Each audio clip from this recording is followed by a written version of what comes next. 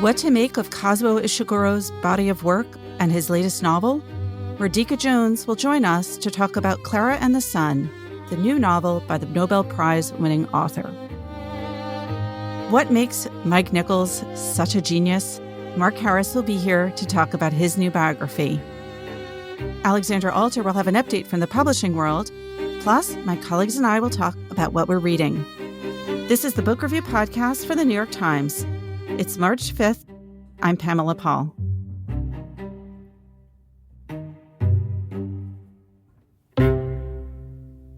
Radhika Jones joins us now from Brooklyn, New York. She is the editor-in-chief of Vanity Fair magazine, and this week she reviews the new novel by Kazuo Ishiguro, Klara and the Sun. Radhika, thanks for being here. Hi, thanks for having me. So for those who are not aware, Radhika is still one of us, we think, here at the New York Times. She was formerly the editorial director of the books desk before working at Vanity Fair, where you've been now for more than 3 years, right? Yeah, just a little over 3 years.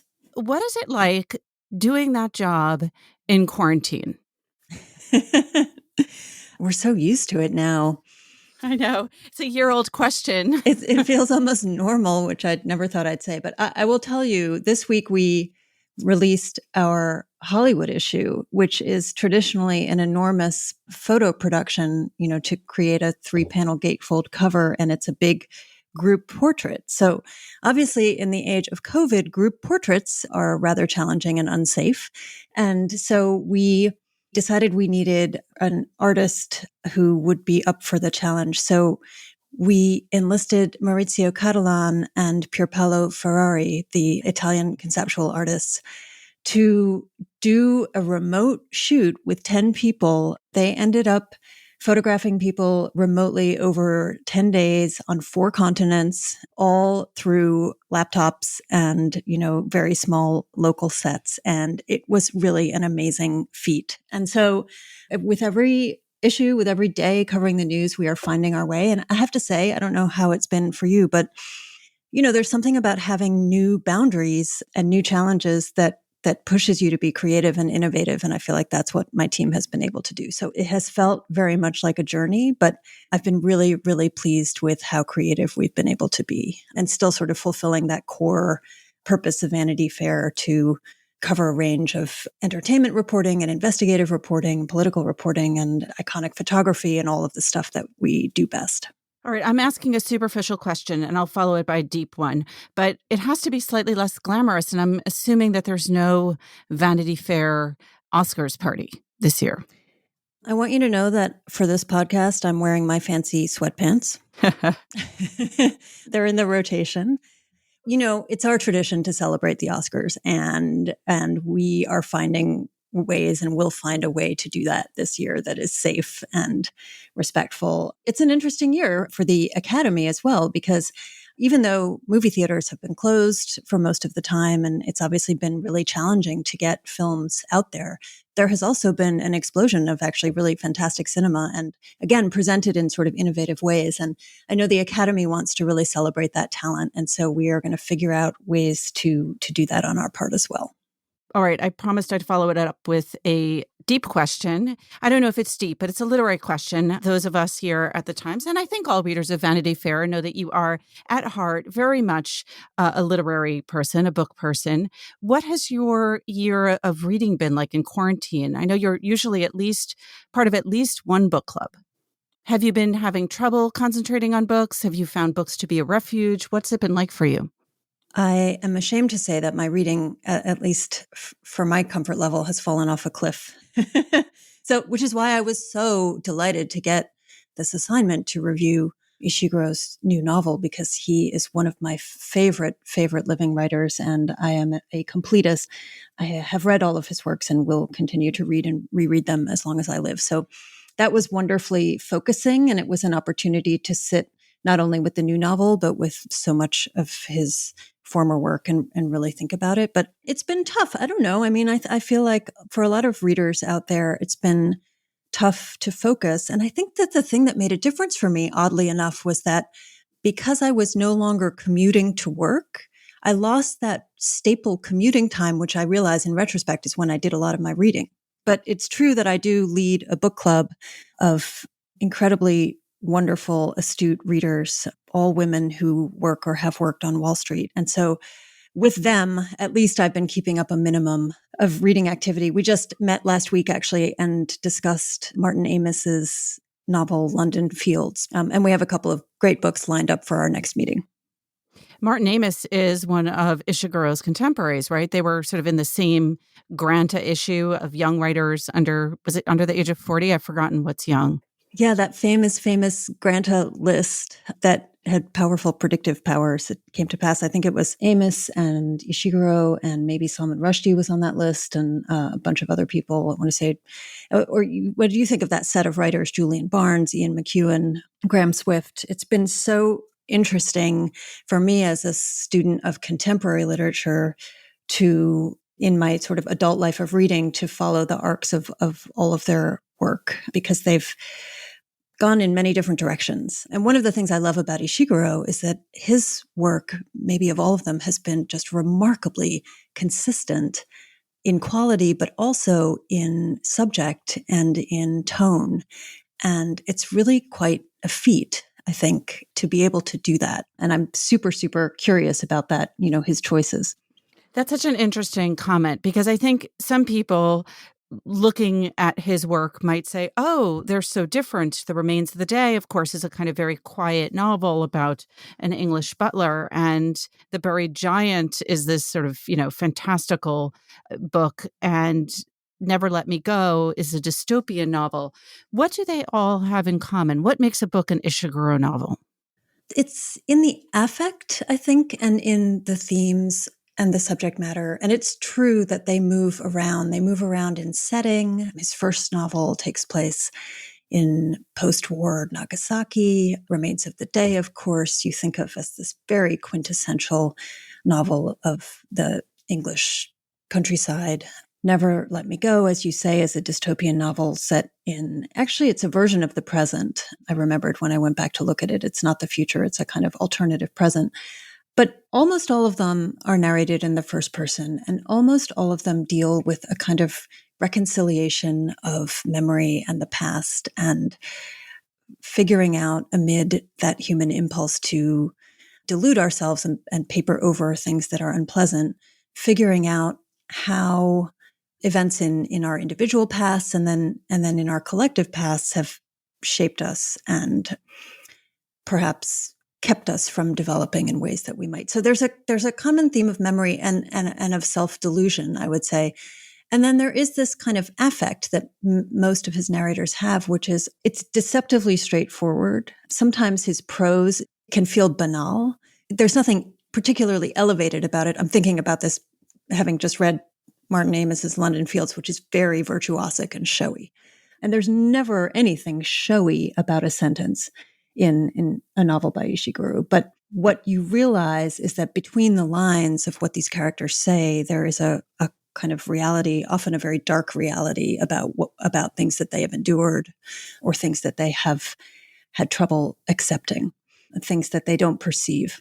On the point of self-delusion, Klara in Klara and the Sun might be a kind of exception, right? Can you talk about a little bit about who Klara is and where she fits into this novel?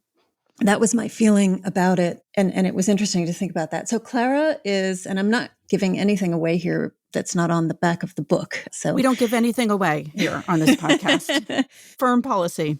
She is an artificial friend. So you can imagine what that means. She's sort of an android. The word, I may be mistaken about this, but I'm pretty sure the word robot never appears in the book. He's very careful about his terminology.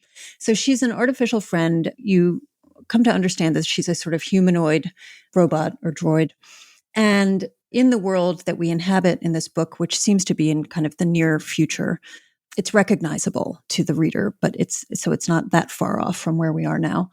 We open with her in a store, and the idea is that what we sort of glean from her observations is that kids, like young teens, are the people who acquire artificial friends. And so Klara is waiting to see whether she will be acquired by a child and serve her purpose of being a sort of companion to that child. And so as someone who is a technological creation, Klara is, at least in my reading, not really capable of deluding herself. What she is highly observational. So she's constantly looking around her, processing data, literally, and observing in her slightly limited technological way what she sees in the world about her. So there's a kind of guilelessness to her.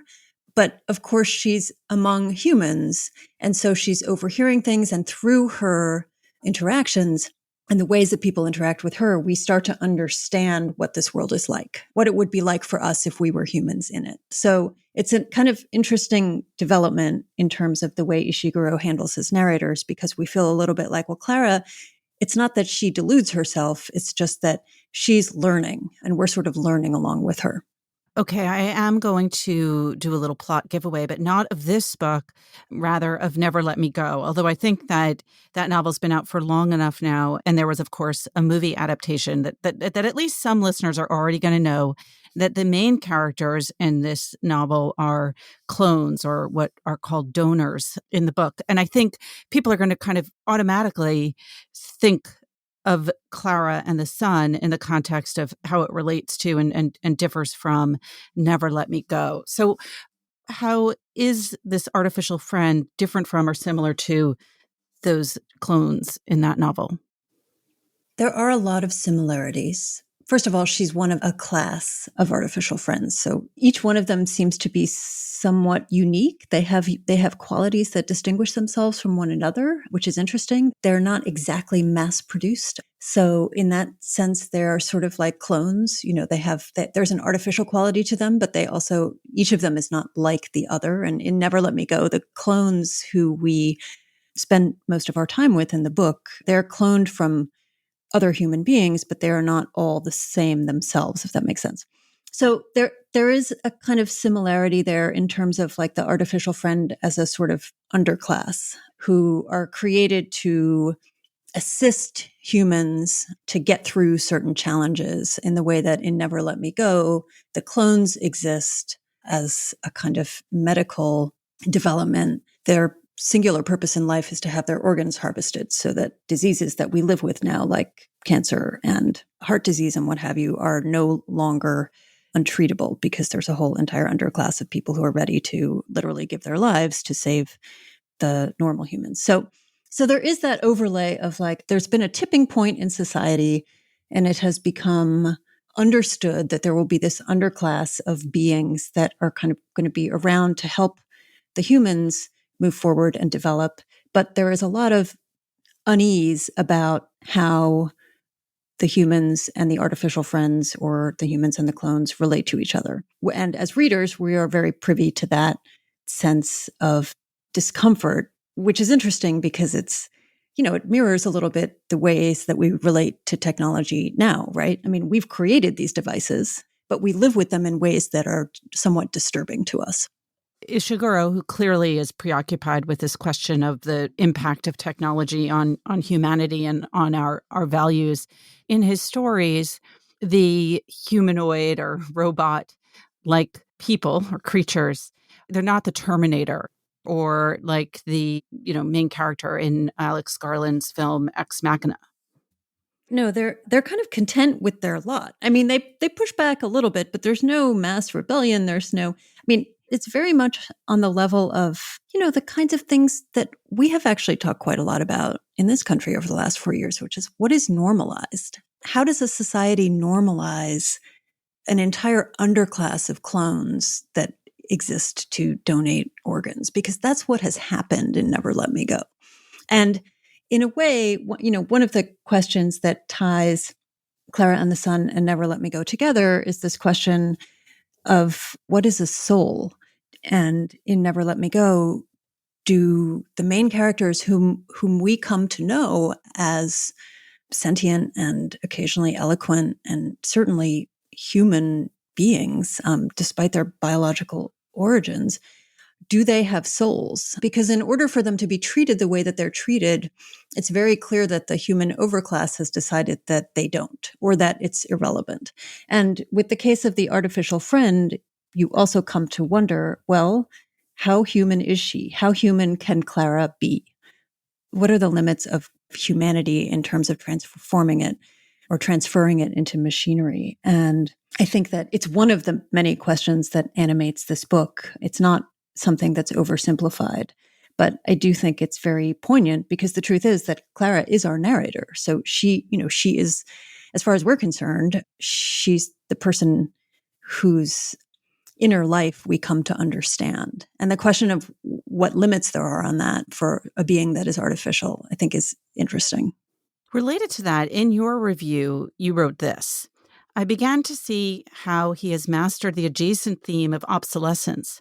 What is it like to inhabit a world whose mores and ideas have passed you by?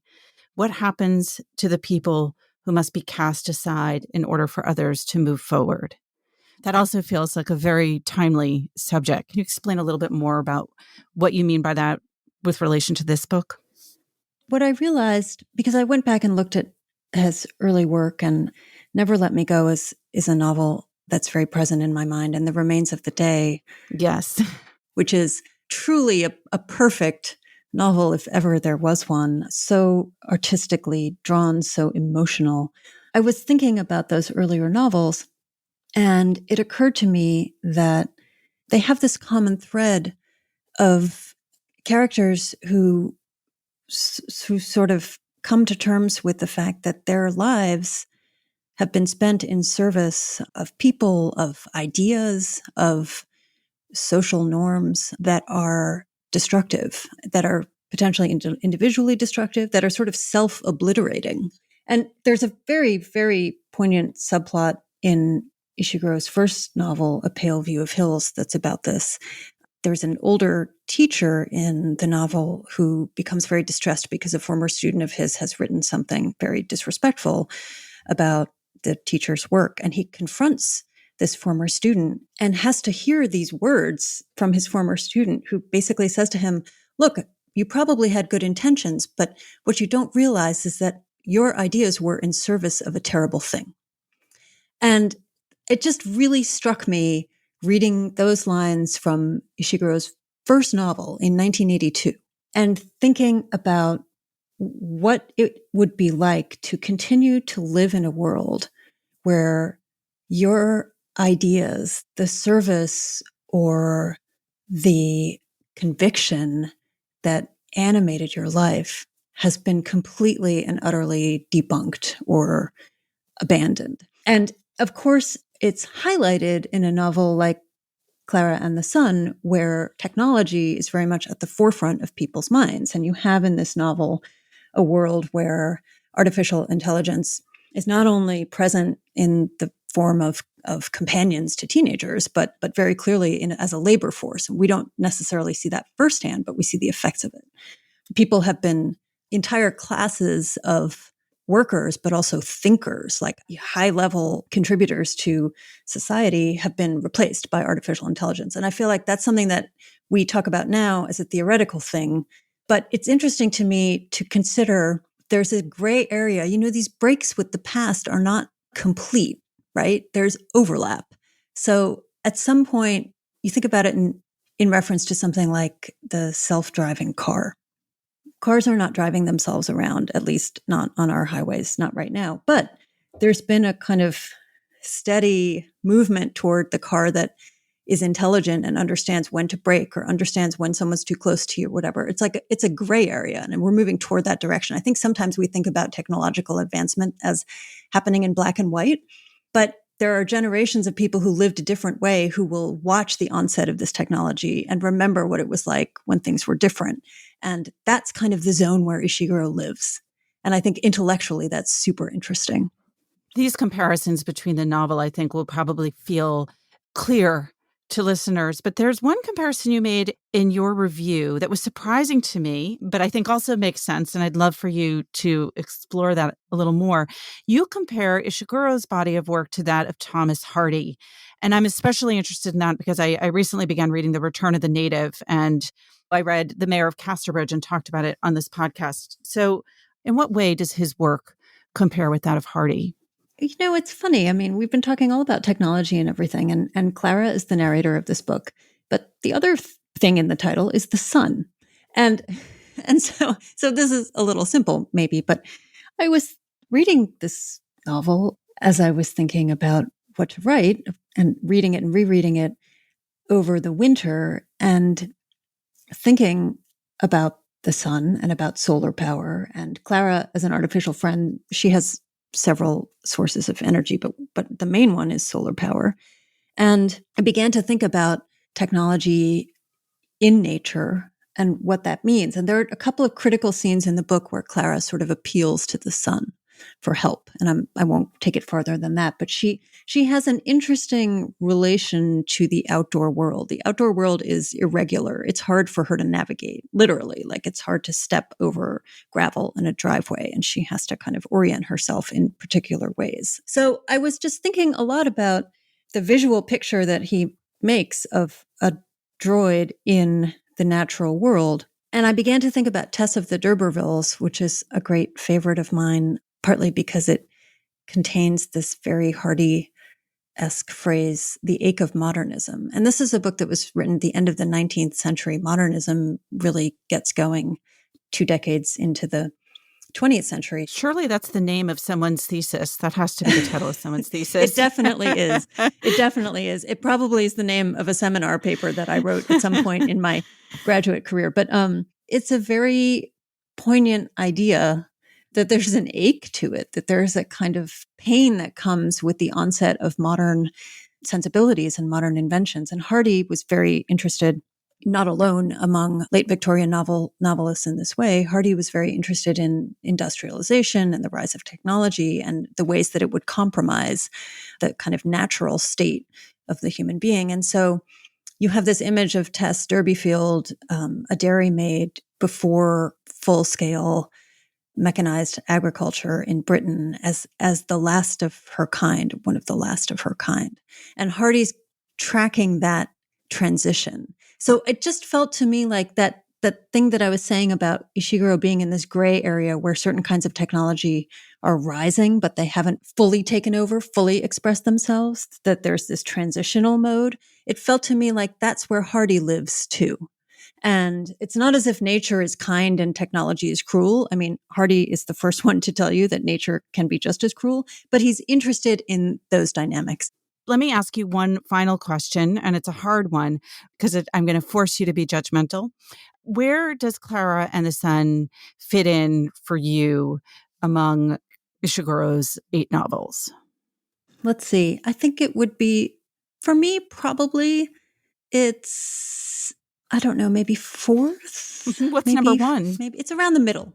It's around the middle. Number 1, I have to say, is Remains of the Day. It just is, it just has to be. It's just thrilling. It's a thrilling novel.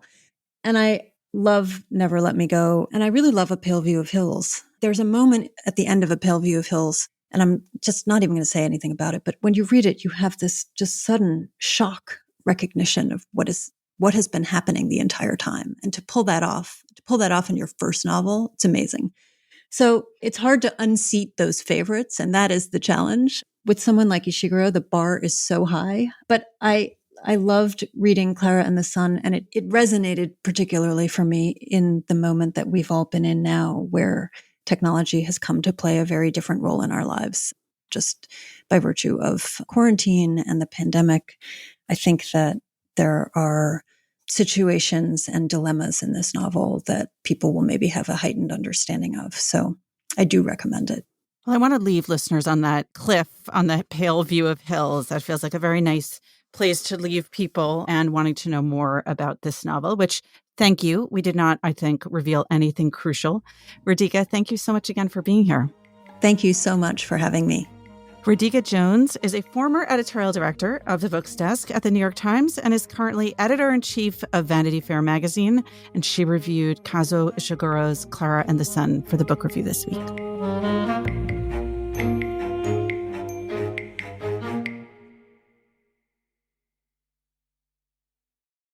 Tina Jordan joins us now with a look back on 125 years of the New York Times Book Review. Hey, Tina. Hey, Pamela.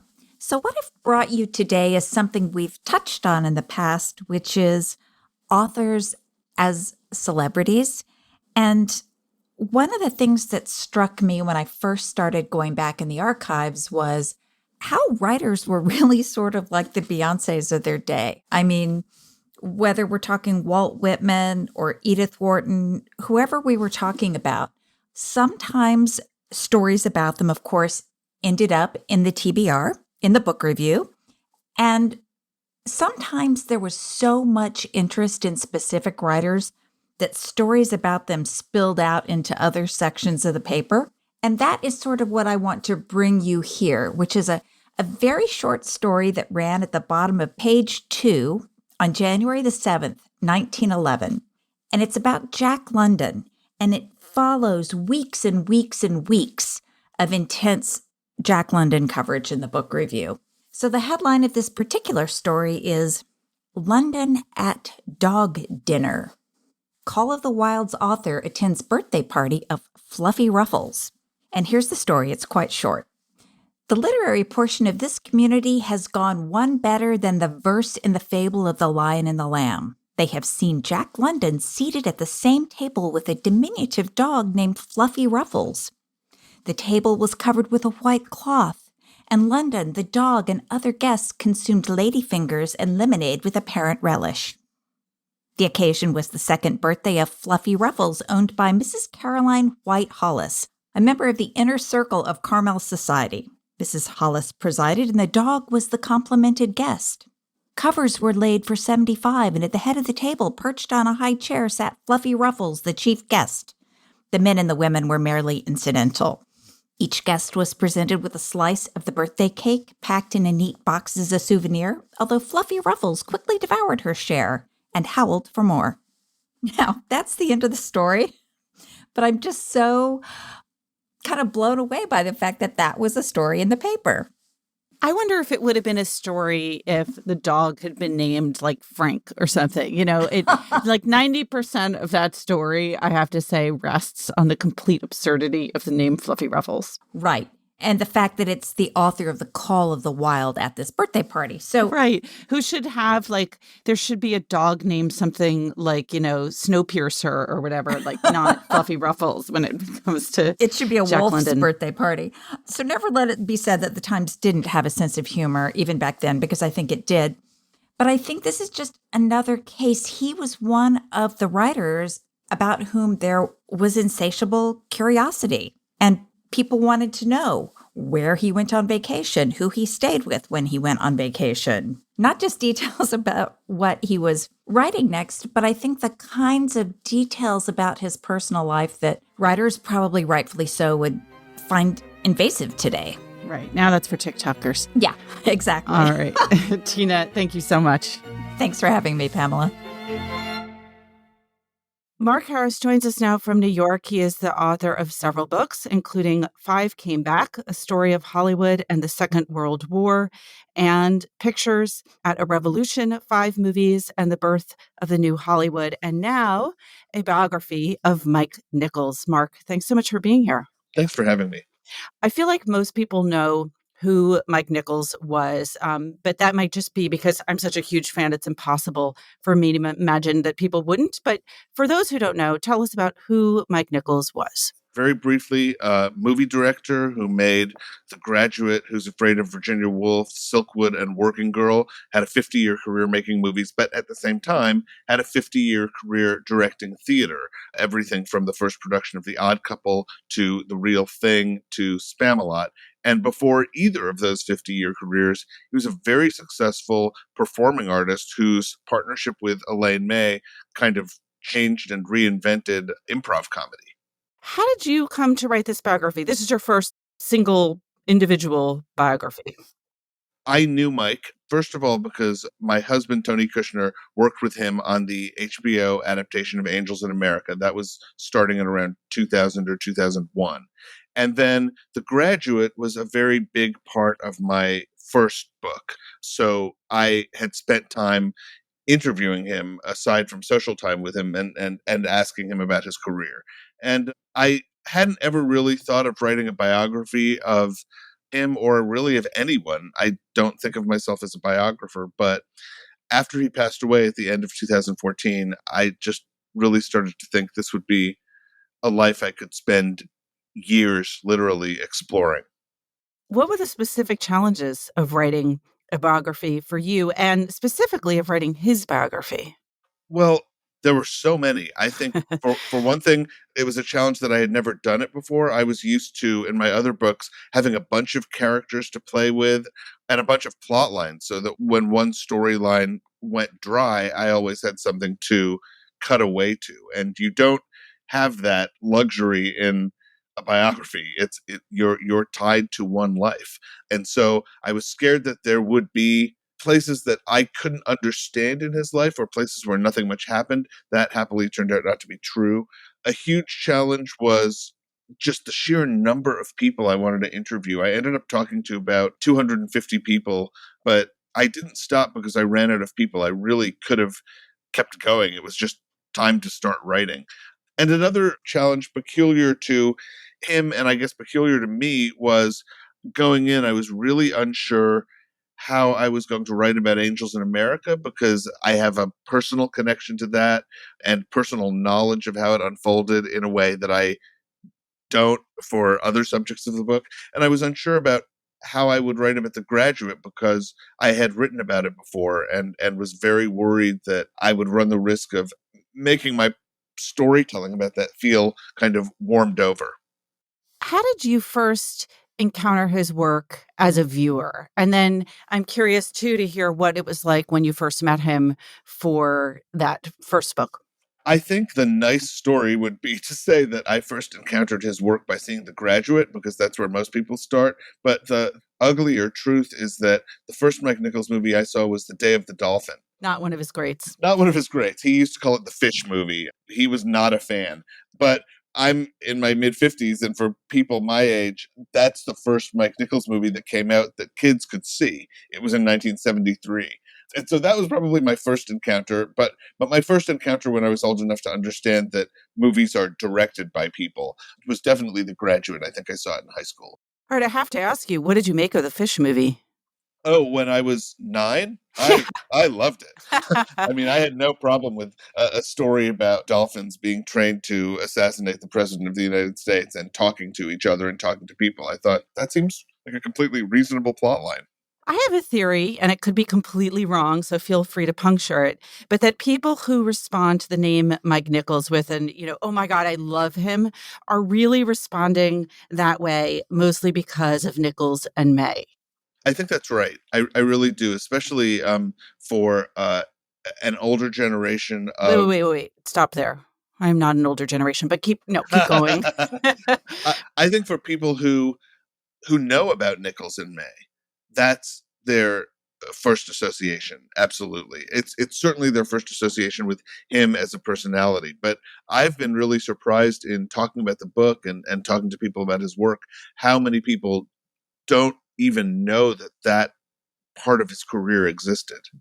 That's crazy to me because back in the day, for those of us who are not old, but maybe slightly older than others, you had to go to the Museum of TV and Radio to watch old Nichols and May.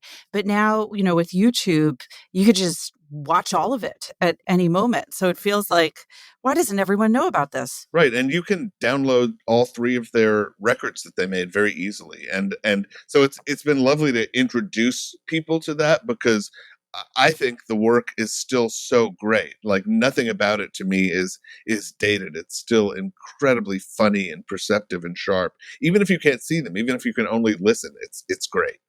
You interviewed him not for this book, for the previous book. I'm curious, how open was he as an interviewer? Obviously, you were speaking to him specifically about his work, not really about his life. But did he bring in elements of his personal life into those interviews? Oh, yeah. I thought he was remarkably open. It's always a kind of occupational hazard, I think, of a writer who is talking about a successful movie or a successful play from a long time ago, that everything you hear is a victory lap and everything is encrusted with a little too much ornamentation that even the teller can't tell anymore if it really happened or if it's just something that has helped burnish the story. There are a few bigger success stories for a director to look back on than The Graduate. And I was asking Mike about it 40 years and probably 40,000 questions after it happened. But I was so impressed by his willingness to come at it from new angles, to re-examine things that he hadn't thought about for a while, to tell stories that were frankly not flattering to him. I mean, I've never heard harsher stories about Mike's behavior over the years than I heard from Mike himself. So he was an extraordinary interview subject. And of course, the downside of that is that every day I worked on the book, I thought of a new question that I wish I had had the chance to ask him. What would you have wanted to ask him? Oh my gosh. Sometimes it's as simple as, okay, really, why did you want to do this movie? I know why you said you wanted to do it at the time, but what really attracted you? So much of what I was going after was the why of it. All of the research I did was really just toward the goal of understanding his motivations for things and understanding his world. I mean, I found this quote from Mike early on that became kind of the star I steered by, which is it was actually about directing. And he said that the two big jobs of a director are to render the events of the play or the movie lucid and understandable, to make it clear what this was really like. Whatever situation it is, whatever was happening, what was it really like? And the other thing that a director does is always to keep track of what happens next. And those sort of became the questions that I used to propel me through the book. What was this really like, no matter where we were in his life? And then what happens next? And why did it happen next? Like, how did event B emerge out of event A?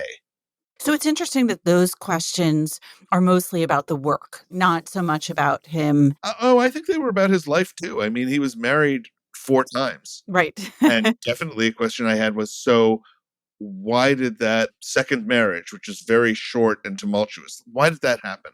You know, questions like that were absolutely front of mind as well. And also were questions that I asked people who knew him at the time. And sometimes it was interesting. Sometimes I would get a really clear explanation from someone that I never would have thought of.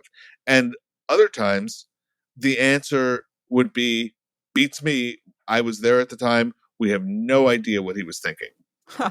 Well, I want to talk to you about his fourth wife, Diane Sawyer, who you did speak to for this book. But let's actually talk about some of those other interviews first, because you interviewed, as you said, around 250 people from Meryl Streep to Candice Bergen to Robert Redford to Gloria Steinem. I'm curious which interviews were the most insightful and maybe perhaps surprising that challenged your perception of him. Well, certainly my interview with Elaine May was completely critical to my understanding of him, because the farther back you go in someone's life, the fewer people there are to talk to. And when you're writing about someone who did a lot of movies and did a lot of plays, you kind of have the luxury of a safety net. You can think, well, if one person from this play won't talk to me, others will. And if none of the actors will talk to me, maybe the designer will talk to me. But for the Nichols and May years, there was one person who could shed light on how he became who he was and how he thought. And if she didn't agree to talk to me, there was really nowhere else to go with that. So everything that Elaine May said to me was a revelation. And I really mean that literally, because she's given so few serious interviews about their process and their work together over the last 50 years that was really, really important to me.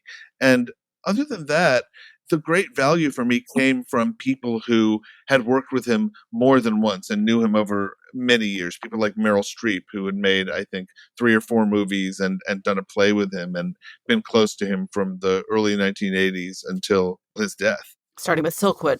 Starting with Silkwood, but through Heartburn and Postcards from the Edge and The Seagull on Stage and Angels in America. And then even at the time Mike died, he was actively preparing a film version of the Terrence McNally play Masterclass that she was going to star in for HBO.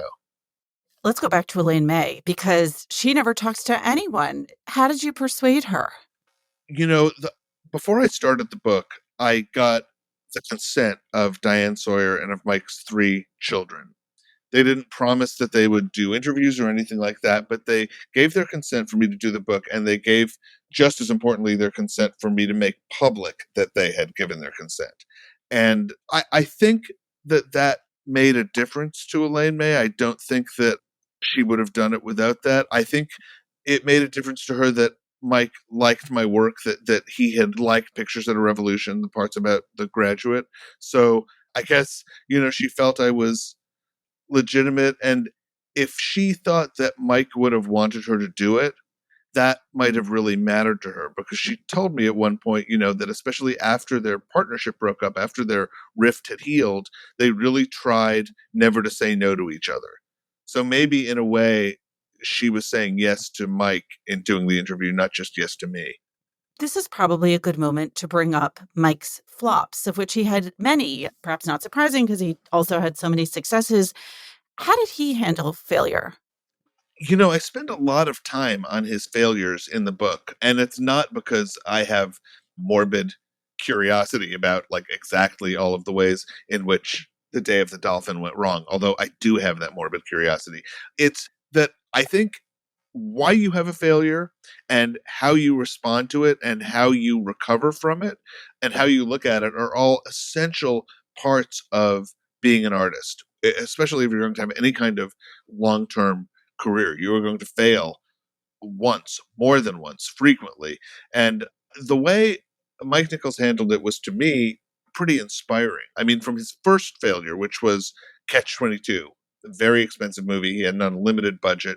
It was a commercial flop after a string of successes, and not really critically well received either. Although I feel like there are people now who are saying maybe it wasn't so bad. Like there seems to be a little revival or sort of revisionist view of it. Absolutely. Steven Soderbergh is a big fan of the movie, and Mike himself kind of blew hot and cold in later years.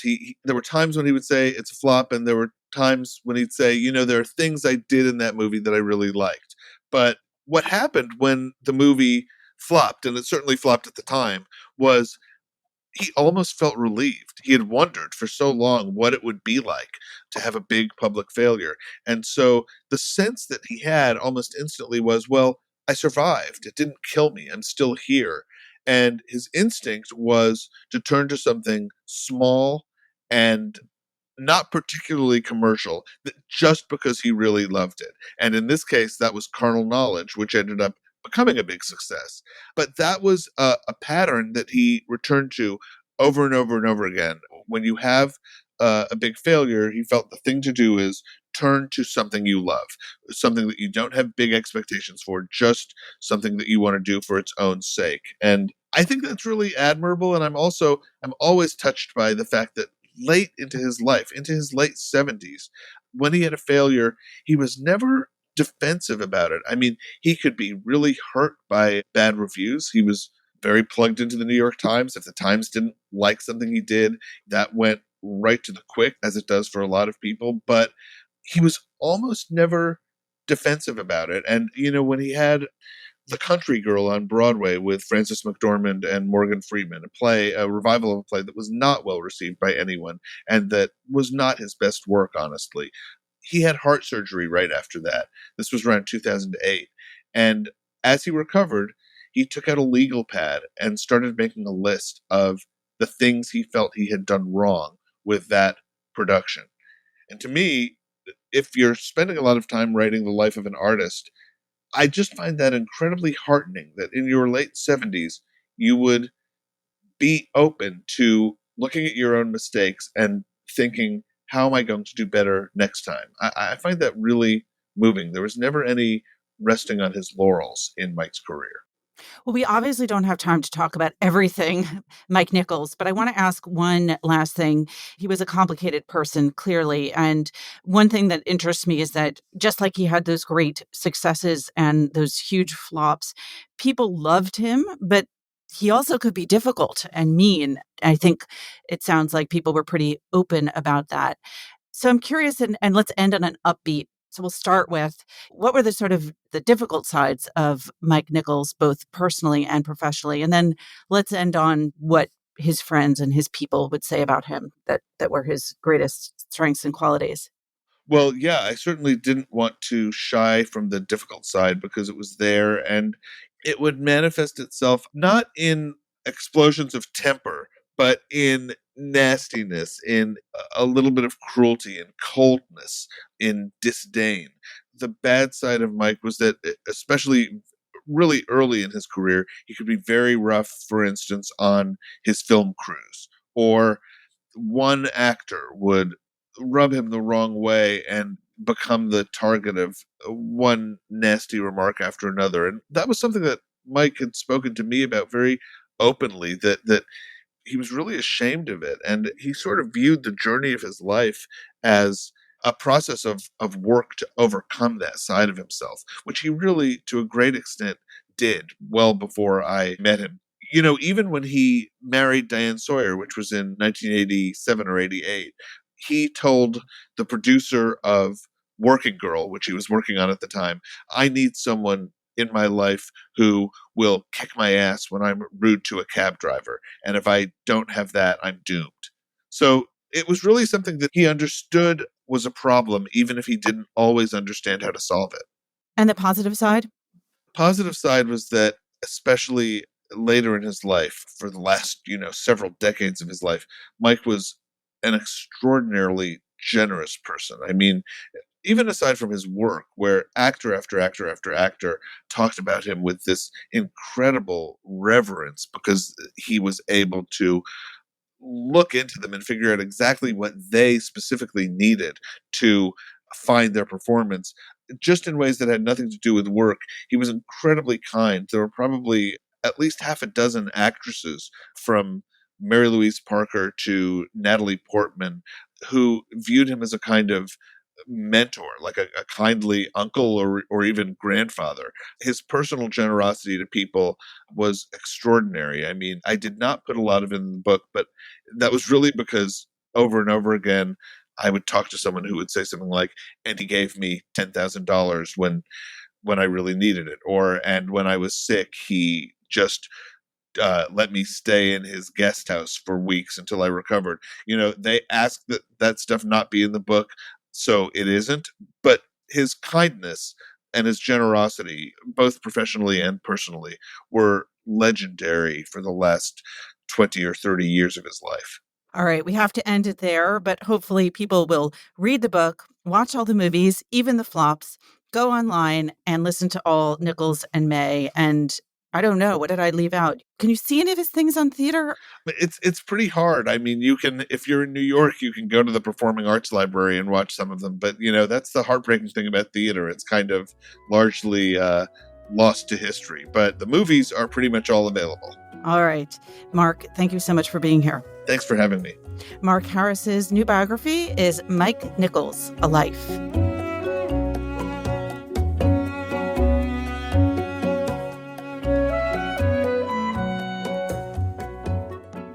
Alexandra Alter joins us now with some news from the publishing world. Hi, Alexandra. Hi, Pamela.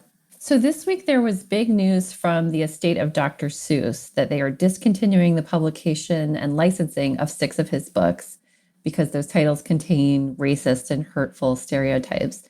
And there was a huge reaction to this news, of course, because he is, as we all know, one of the most enduring and beloved children's book authors, also one of the most successful. His books have sold more than 700 million copies worldwide. So this seemed like a very radical and dramatic decision on its face, and it prompted a very sort of predictable immediate reaction, including, complaints about cancel culture.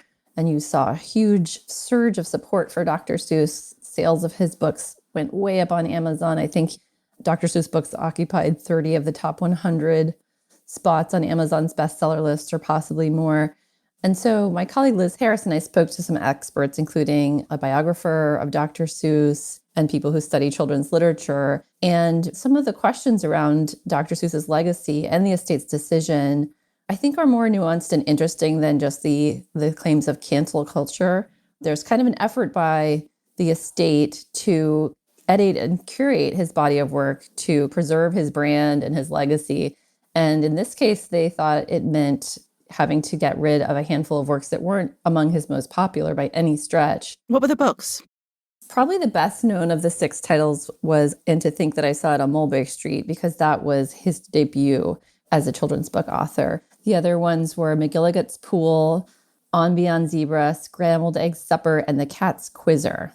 So when you say that the estate wanted to preserve the brand, was this in response to criticism, to critics who said that they thought the images or the words were racist, and the estate wanted to make sure that that didn't impact the popularity and sales of Dr. Seuss's other books? That's not something the estate has clarified. They didn't really say what exactly triggered their decision. They said that they reevaluated his entire catalog last year with the help of experts. The questions about his legacy and brand are more speculation from experts that we spoke to.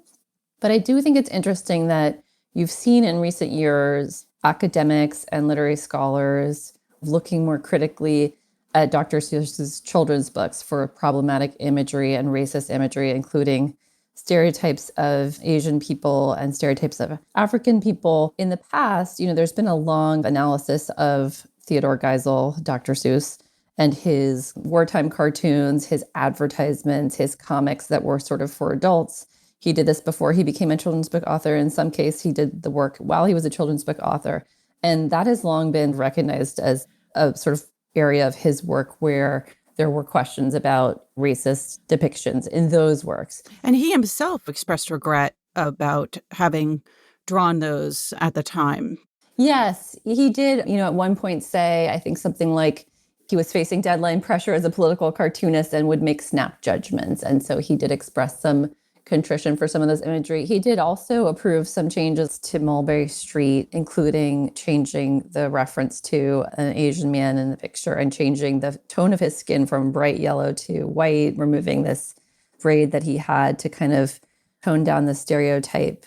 So he did approve those changes, although when people raised concerns about what, they felt was like gender stereotyping in Mulberry Street, he said he wouldn't change a word of certain parts of the book, and he felt like those complaints were overblown. So why did they decide now if he had already made changes? What were the remaining issues with that particular book? So those were questions that I had for the estate. They declined to be interviewed for the story that we wrote. They just put out a very brief statement. They didn't even elaborate on any of the issues that they found in the particular books that they decided to discontinue the publication of. So I can't really answer that, but I do think your question is interesting because you could imagine a path that they would take where they would make further changes to the books and maybe even take out some of the illustrations. But I think they felt that these 6 works, and maybe it has to do with the fact that they're, not among his popular works, so that perhaps they see that there's not really an audience for them anymore.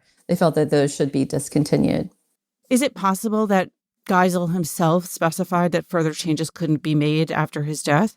It is possible, although, he died in 1991, I believe, and you've seen a lot of innovation, if I could say that, in his estate already. There were works that he left behind that were unfinished that were published posthumously, including completing some of the images, adding color, which is something that he was very, very particular about. One of those works was What Pet Should I Get? Has become a huge bestseller. Those were works that he put in a drawer. And while I don't know that there was any specification that he didn't want it to be published, he didn't have it published. Obviously, there's enormous branding around his works. There are the movies and the merchandise. And I feel like there's a lot of leeway in the estate, but I don't know the answer to that question. It's a fascinating one. He might have specified, do not change a word of my text and don't edit my images. He is a huge industry, and this isn't the first time that he and his work have come under attack in recent years. So it sounds like this could have just been a very wise business decision on the part of the estate to sort of preemptively avoid any further controversies, right? There were controversies with the museum, and then there was an exhibit, I believe, in Minnesota? I think that's right. The museum that opened, they actually chose not to include his wartime cartoons, and that was somewhat of a controversial decision. And the estate, the fact that they announced this decision on his birthday, I think shows the effort to put a really positive spin on it, right? It's like, we're celebrating Dr. Seuss by discontinuing 6 of his books when they had made the decision, they said, last year. So I think you're right. I think it is in their view, a way to sort of celebrate his still very popular works and legacy and kind of edit out things that they feel like don't comport with today's social and cultural values. The new way to celebrate your birthday for an author. See your books taken off the shelf. All right. It's such an interesting story, very complicated. Alexandra, thank you so much. Thanks for having me.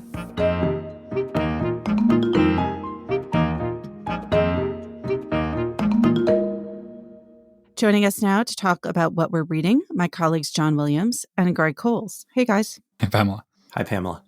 John, the last time you were here, you talked about Laura Siegel. Who is it this week? Yeah, Siegel was a part of a tradition where normally on here I talk about older books I've read recently, and I figured I would prove that I also read current books because I do, obviously, both as part of my job and for pleasure. And so I thought I'd talk this week about Patricia Lockwood's first novel, No One Is Talking About This, which recently came out and which I read even before it did because I'm a big fan of hers. Her memoir, Priest Daddy, is a favorite book of mine, and she's also a very talented poet. This novel, there's a lot to say about this novel. The first thing always to say about her is that she is hysterically funny. And there are a few authors I can say that about who really make me laugh sort of consistently throughout their books. This is a book very much about the internet. Lockwood is on Twitter and steeped in Twitter, like many of us, unfortunately, at this point. And in this book, the character who seems a lot like her is often on what she calls the portal, which you could take as the internet or Twitter or both, to give you a sense of this character and her relationship to the internet and also Lockwood's tone. Here's a paragraph from early on. She had become famous for a post that simply said, "Can a dog be twins?" That was it. Can a dog be twins? It had recently reached the stage of penetration where teens posted the cry face emoji at her. They were in high school. They were going to remember Can a Dog Be Twins instead of the date of the Treaty of Versailles, which, let's face it, she didn't know either. So that's kind of her take on tech life. Or here's another bit where she talks about how white people were suddenly feeling compelled to speak out about injustice. This happened once every 40 years on average, usually after a period when folk music became popular again. When folk music became popular again, it reminded people that they had ancestors, and then, after a considerable delay, that their ancestors had done bad things. She also just has these non sequiturs. In childhood, she had lain awake at night, on fire with a single question. How did French people know what they were saying? So there's almost like a Stephen Wright stand-up tone occasionally to her. What's so interesting to me about this book is that it's one of the more experimental things I think I've ever read, because people are always saying things like, why don't novelists capture the way we live now, or capture the way that things like technology really feel? And Lockwood really tries her best to do that, which makes this both a sort of dizzying read, and also there are people who would literally just not understand this book at all. Like if I handed this book to my mom, it's not that she would carp about any particular element of it. She would just say, what is this? Why is she writing like this? What are all these things referring to? These inside jokes that you have to sort of know from Twitter to get how she's playing on them. So she's sort of taking this chance. I think she's speaking very deeply and brilliantly to the people who are actually on these things. But even today, there are people who wouldn't get it. And I can't imagine someone 40 or 50 years from now looking at the first half of this book and not being a bit confounded. Now, the interesting thing is that the second half of this book, and it's a short book, is very different because it introduces an actual plot, which is that the narrator's sister has a child who is born with a very rare disease. And so the way that she and her sister and the rest of the family deal with this and come to love the baby, who is not likely to live long, brings her obviously out of her tech bubble a bit, even though she still writes in these short paragraphs with lots of white space between them. And she asks herself at one point, if all she was funny and none of this was funny, where did that leave her? And you sort of essentially spend the rest of the book working that through with her. And it can be very powerful and moving. It can be a little bit, it's based on a real story, unfortunately. Our colleague Jumana Khatib has a great profile of Lockwood that's up online that people can find, where she talks about the true story behind that part of the book. It can be a little bit over-soaring and sort of almost purpley emotionally in the second half, but of course that's pretty earned, so it's hard to really critique it too much on a literary level. But overall, I was just so interested in this book, and people are talking about it a lot in tandem, and I think rightly, with Lauren Euler's new novel, fake accounts, which I'm about a third of the way through. And I've gone on and on, so I'll have to save this for another time. But they really approach sort of internet life so differently, even though I understand why people are bundling them together when they write about them. Greg, what have you been reading recently?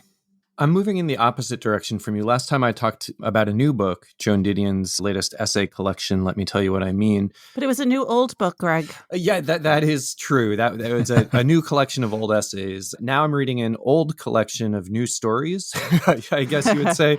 I'm reading a late book by Alice Munro called The View from Castle Rock, which was published in 2006. It's her 12th collection of new stories, not selected or collected or anything like that.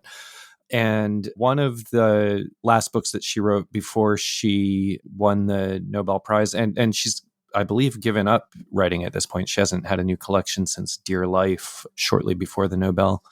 Alice Munro is a writer who has meant a lot to me over the course of my life, starting in high school when I started reading her. And at some point, I couldn't keep up anymore. I stopped reading the new collections. I might read a story here or there as it appeared, in a magazine.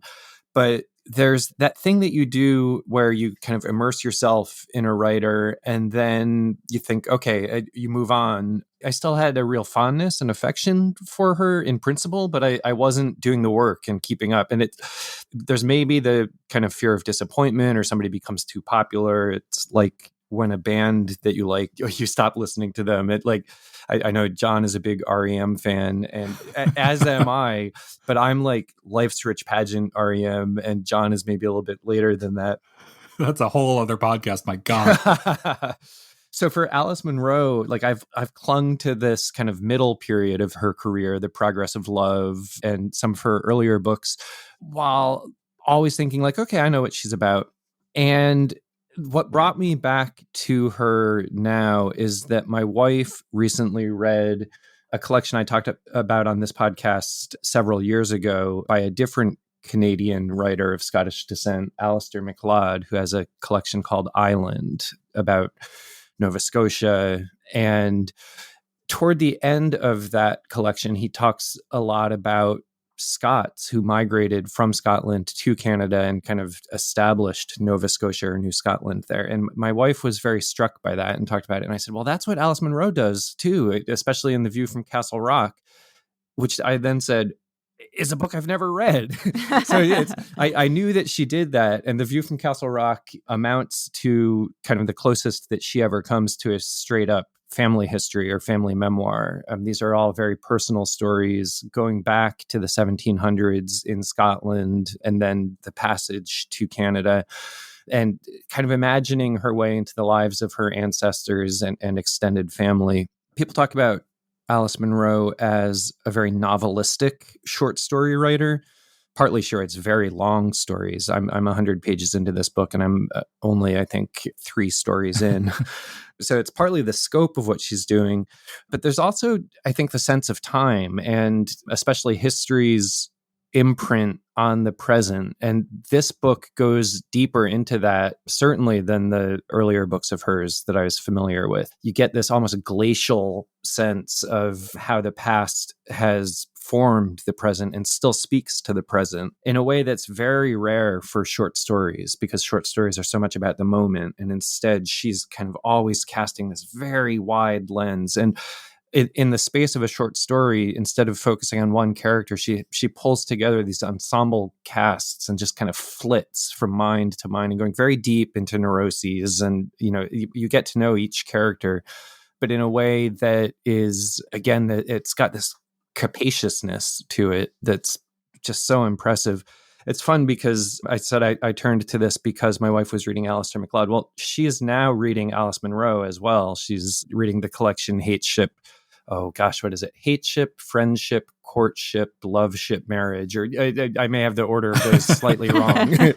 But she's reading that. And our 15-year-old daughter, soon to be 16-year-old daughter, is also reading Alice Munro right now. She's reading the collection Open Secrets. So this is a whole family thing we have going on right now. Well, that's fitting because I feel like your teenage daughter might exist because of Alice Munro, because I know that your courtship involved some Alice Munro mutual love. It did. A friend introduced me to my wife, and It's a story that I've told before. I was a little bit intimidated when I first met my wife and wasn't sure how to engage her in conversation, but I knew that she had studied English in college. And I asked her who she liked to read, and she said Alice Munro. And I said, oh, she's my favorite. And we just started, that got the conversation going. Greg, I think that now that you've discovered Late Monroe, it might be time to revisit some 1990s REM albums for you. Pamela, what are you reading lately? So this is actually a book I stopped reading a while ago. I read it over fits and starts beginning in October. And the book is Henry James's The Turn of the Screw and Other Ghost Stories. It's a Penguin Classics collection. And I started reading it around Halloween because, like many people in quarantine, there's a certain sameness to the days and the seasons. And Halloween is normally a very festive time where I live and in my family. And usually we spend, months building and creating costumes for the kids. And none of that was happening. And I thought, well, how can I recreate just in some way a kind of semblance of Halloweenness? And I thought I will read ghost stories. So I picked this up and a couple things about it. One is that I guess this was from, a period where Henry James and Edith Wharton and other literary novelists, Victorian era, were playing around with ghost stories and mysticism, and that was very popular. And the only ghost story I'd ever read by Henry James was The Turn of the Screw, but it had been a really long time. And in the intro, I think I read it in junior high school or high school, and in the intervening years, I've read so many adaptations and updates and seen so many movies based on The Turn of the Screw that I didn't realize until I reread it that, I had a complete misconception of what was actually in the story. It's very different, I think, from many of the modern reincarnations, whether it's a Ruth Ware thriller or a Nicole Kidman movie. I don't know. I mean, I'm assuming both of you have read it, right? Yes, a few years ago. I have not. Oh, so wait. So John, you read it really recently. Was it for the first time?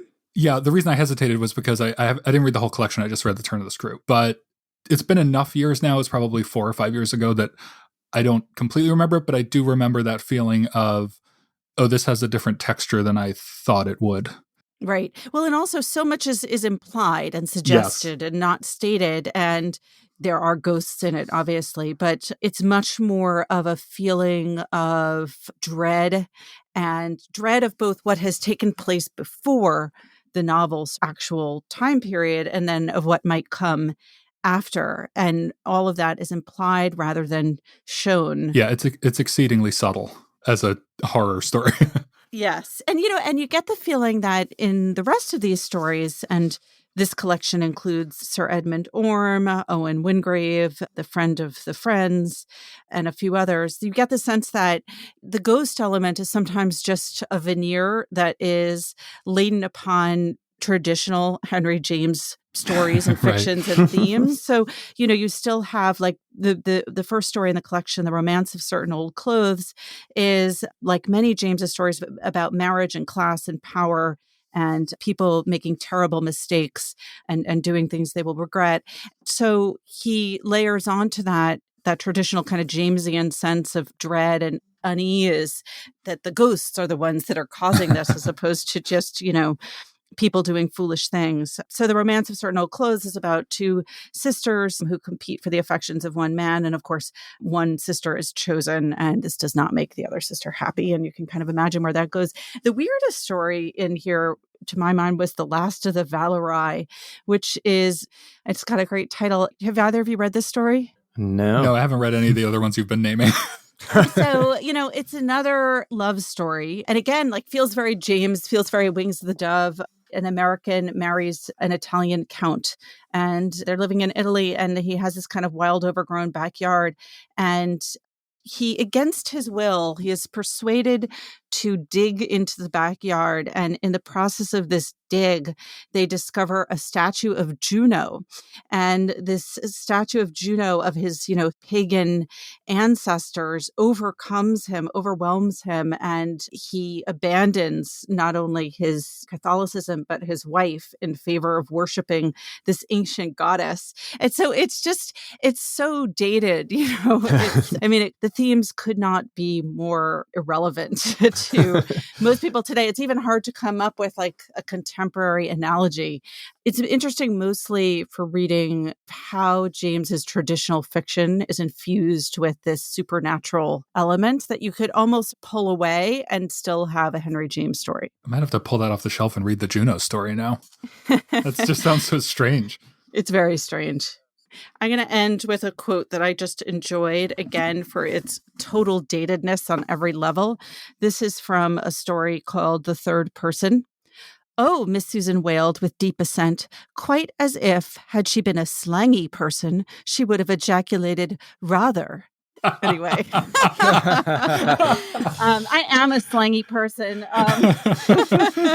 Rather you are, yes. I know. Indeed. All right, let's go over the titles again. John, what did you read? I read No One Is Talking About This by Patricia Lockwood. I read The View from Castle Rock by Alice Munro. And I read Henry James's The Turn of the Screw and Other Ghost Stories. Remember, there's more at nytimes.com/books. And you can always write to us at books@nytimes.com. I write back, not right away, but I do. The Book Review Podcast is produced by the great Pedro Rosato from Headstepper Media, with a major assist from my colleague John Williams. Thanks for listening. For the New York Times, I'm Pamela Paul.